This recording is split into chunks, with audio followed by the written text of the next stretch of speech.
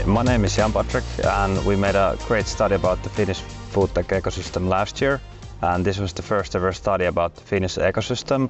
And what we found out that there's a diverse mix of companies in different parts of the value chain with different kind of business model.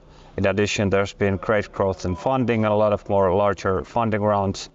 And here with me today is Lauri from NFT, talking about the Finnish ecosystem. So maybe first, could you say a couple of words about yourself and how you got involved with the FoodTech space? Yeah, sure. So I used to be a scientist. I used to do biotech research, sort of food related too, at VTT. And then a couple of years at VTT's strategy, figuring out how to basically push more startups out of research. So how to put those great tools in research into good use outside of research and basically in form of new startups.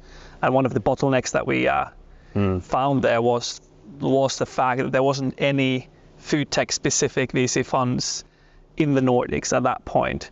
So I jumped out and joined a team building a Nordic food tech VC, which we launched 2020 in the spring. Have been on that route ever since. Okay, great. So obviously you've read the study. Yeah. So what are your quick thoughts about the study? Well, the first quick thought was, why was this not done before? It's great that somebody put together sort of an overview of what's happening in the food tech space in Finland. It's a relatively new space, obviously, but finally we have a good sort of map of what's happening there. Yeah. So obviously you know the space quite well, but was there anything surprising for you? If there would have been something surprising, I would have done my job poorly. Yeah. So not as such. But I think one peculiarity in the Finnish system is that it's quite a small ecosystem. Well, it's a small country, so it's not a surprise. And there's a couple of outliers in such a small sample, like Relex and Wolt, raising their massive rounds in the past couple of years. They kind of twist the average to a weird direction. But even if you would exclude those outliers, there's been nice steady growth in the amount and funding amount into these food tech companies. Yeah. So what do you think are the strengths in the Finnish food tech space? Finland is not traditionally a big agricultural country as such. I mean, we are very far up north here, but still we have a strong food industry and a lot of food innovation going on here. And we have other areas of innovation and technology, like paper and pulp industry, sort of having built a lot of biotech expertise in the country, or the electronics industry. So we have a lot of capabilities and technological excellence that we could put in use in food system, which will be very, very interesting in the near future. Yeah, so one of the things you mentioned is also the innovation ecosystem. Yeah. So how would you describe it in Finland? We have a couple of good universities doing food-related research directly, like Helsinki University.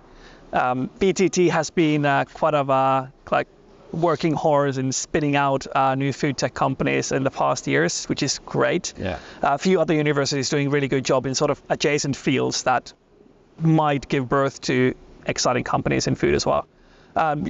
Last year, it was pretty exciting. The Natural Resources Institute had their first ever first ever company spinning out from there in the aquaculture technology space. So that was super exciting to see as well. Yeah.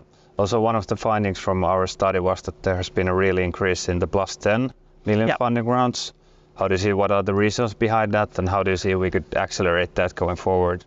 I think the biggest reason for those bigger rounds coming up now is simply timing. Yeah. I mean, food is quite a young field of, for VC investments. Like you reported as well, it's been sort of merging since 2015, and there's been more rapid growth since 2019, 2020. Yeah. So this is the time when first of those companies are getting to that A round stage. So I think we will see much more of those going forward from now, simply because there's more companies in the space. Yeah, and as we saw in our study, a lot of those that has gathered larger funding rounds are from science-based companies. So how we could accelerate that there would be more from science to commercial phase? Well, I think Finland is doing a lot already. I think we have exceptionally good soft funding systems for these research spin-outs and sort of chipping in sort of society's grant money into those, which is absolutely fantastic. It's very different to many other countries.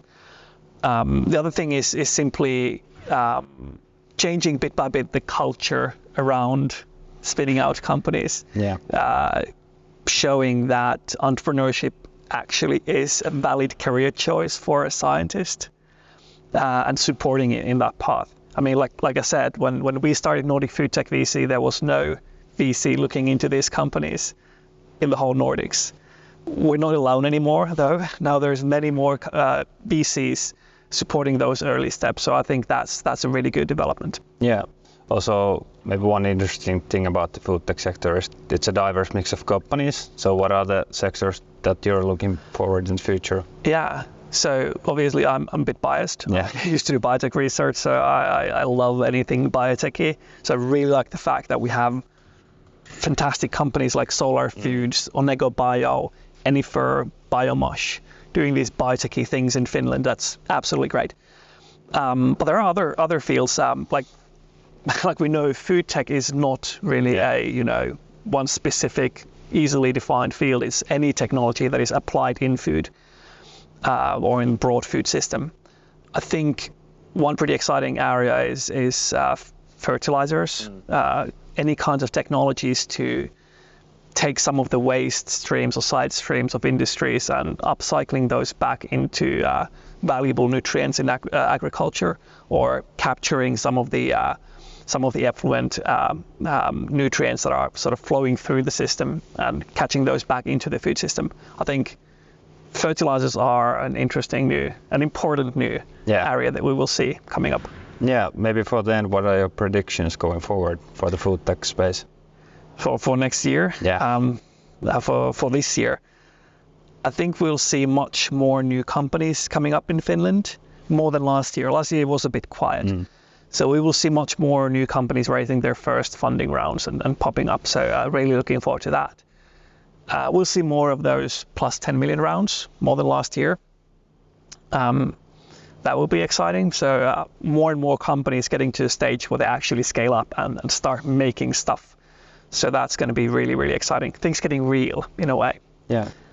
And third, there will be more VC funding available for food tech companies in Finland this year. So there will be much more opportunities to raise good funding. Yeah, sounds great. Yeah. Thanks a lot, Lauri. Thanks. And thanks for listening, and make sure to read the Finnish food tech study from Tesi's website. And if you have any more questions about the food tech space, you can reach out to me or Lauri, and we'll definitely talk more about the sector. Thanks.